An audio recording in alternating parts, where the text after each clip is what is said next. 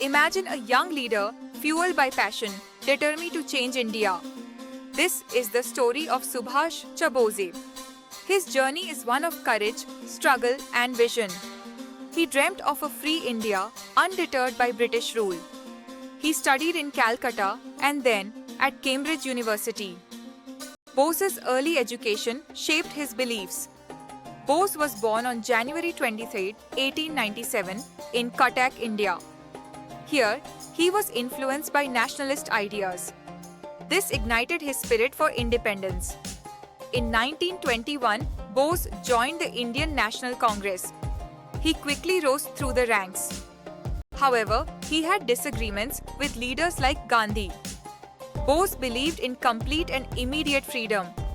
In 1940, he formed the Forward Bloc. This aimed to unite all factions for independence. But he faced imprisonment and exile. He escaped to Germany, then to Japan. Bose was determined to seek international support. His famous slogan, "Give me blood and I shall give you freedom," resonated with many. In 1943, he formed the Azad Hind Fauj.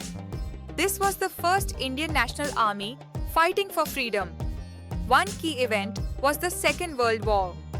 Bose believed this chaos was an opportunity. He sought help from Axis powers. However, this was a controversial strategy. Critics questioned his alliances. Despite challenges, Bose's vision mobilized many. He inspired countless young Indians. His leadership during the war remains a significant chapter in history. Unfortunately, Bose's life ended mysteriously. He reportedly died in a plane crash in 1945. But his legacy continues to inspire key generations' narrations. Subhash Chandra Bose is remembered for his relentless fight for freedom. His ideas of unity and independence live on today.